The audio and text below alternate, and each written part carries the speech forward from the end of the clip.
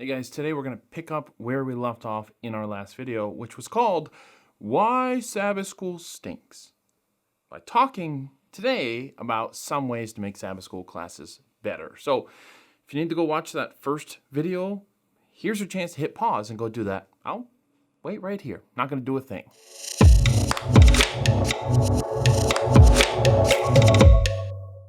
There's a temptation when you have a platform like YouTube that suddenly you should weigh in on every issue. But I want you guys to know up front, I'm not a teacher, and I don't have the answers for how you can transform your Sabbath school class into something amazing. I just want churches to start having the conversation by realizing that most of the time, Sabbath school is not living up to its promise, okay? It's not some sacred cow. We are not bound by a blood oath to continue doing it the way it has always been done, okay? So my goal with these videos is just to get you thinking strategically and creatively about how Sabbath school fits into your church's mission. If your Adventist church is like most Adventist churches, then Sabbath school is just what you do. You have faith in the tradition of Sabbath school, faith that the people making the adult Bible study guides have a plan, and that your job is simply to present the content of those guides as best you can, and everything will then work out. Now, the Adventist Sabbath school leaders do have a plan. It is a long, bureaucratic, 30-step process that ultimately takes up to 5 to 7 years from start to finish, which means that the lesson you are now using in the second quarter of 2021 was written years and years ago. It's possible that both of my children were born since this lesson was written, and one of them is in first grade. Now, that means two things. First, that the guides can be dated by the time it reaches your hands, right? We just went through COVID, but the guide cannot possibly be sensitive to COVID. It can't be tweaked to allow for a lot of these online classes we've seen pop up over the last year either. The second thing it means is that your lesson has been absolutely scrubbed clean by committees all the way down the pipeline. When the lesson a former seminary dean, Denis Fortin, wrote appeared in 2018, significant parts of it had been changed by the committees that edited it. Here is a side-by-side comparison of his original and what was published. Now, the first thing you're going to notice is that Dr. Fortin wanted people to go to John 17 and John 8, but the committees put Mark 9 and John 10 in there. Okay, fine. The first couple of paragraphs are pretty similar as well, but then when we get to that middle paragraph where Dr. Fortin talks about the difficulty of seeing other Christians as fully Christians, and he shares this quote, "The church is us, but we are not 100% sure about the rest of you," right? That's kind of how we all look at it. Now, this whole paragraph just disappeared from the lesson, and the rest of the lesson just goes in a completely different direction. I mean, I didn't add up the words here, but I'm going to guess that 15% of this page are his original words. Now, that doesn't mean he didn't ultimately approve these changes. I'm sure he did. But the fact that he posted the original version online suggests that he nevertheless preferred his original version.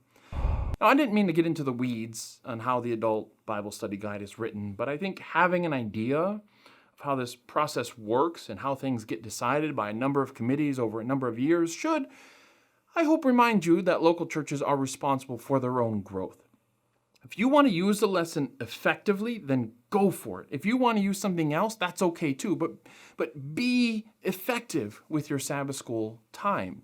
If your church really needs to know what the gospel is, then stop studying the lesson and make it a point to study the gospel. Or if they want to know how to give Bible studies or whatever, okay?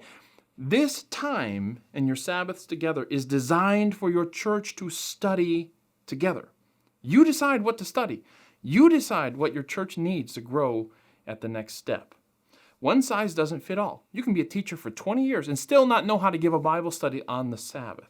So this is the first thing I'm going to recommend to you in making your Sabbath school classes more effective, and that is this: do your own studying. I'm talking to you teachers out there. Do your own studying.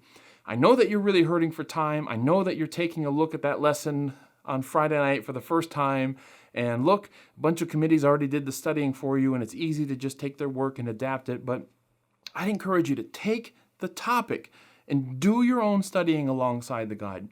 I found that when a teacher does this extra bit of work, classes are always better. And when you study something yourself, you get passionate about it, you own it, you can work with the material much more deftly. But when you're paraphrasing someone else's work, it's just like sleeping in someone else's bed. You'll still fall asleep eventually, but you're just not as comfortable, not as natural in it. The second thing I'd recommend is for teachers to work really hard on getting the class to talk. Maybe you can start out with some softball questions to get them warmed up. Inexperienced teachers are often afraid of silence. So what do you guys think of John 15 here? Okay, yeah. Well, I guess there's no question, so let me just go ahead and roll on here. They ask a question, and when no one answers in 0.2 seconds, they just keep going because they're afraid of silence. The biographer Robert Caro, who interviewed thousands of people in his career, always wrote SU in the margins of his notes. It was a reminder to himself to shut up whenever he was tempted to fill the silence with words during an interview. Silence is your friend, he says.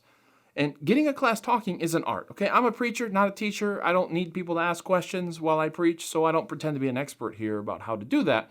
I just know if I was a Sabbath school teacher, this is something I would definitely want to master. You just have to prime the pump and let the water flow.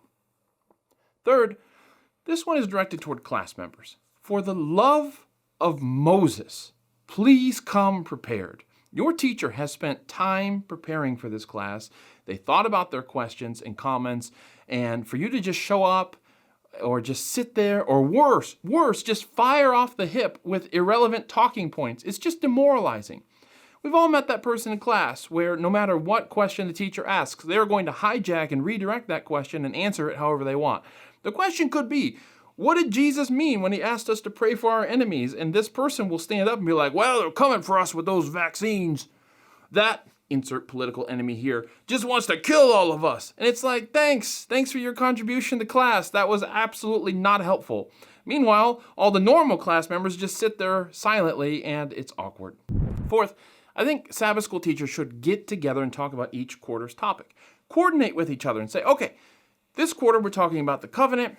What do we want people to walk away with by the time we're done? And each teacher, in their own way, can then reinforce those points. You might even find a creative way to cover certain topics. Maybe one Sabbath, you're going to have a Sabbath school panel discussion, and another week you assign homework to the class in advance or come up with an illustration or something like that.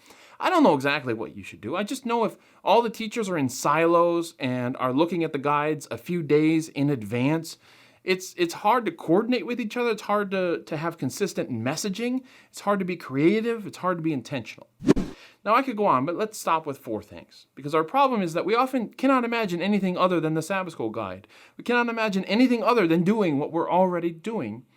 But we need to find a way to do Sabbath School in the way that people want to join, they want to be a part of, that they look forward to it. Something that is effective in advancing the mission of the local church.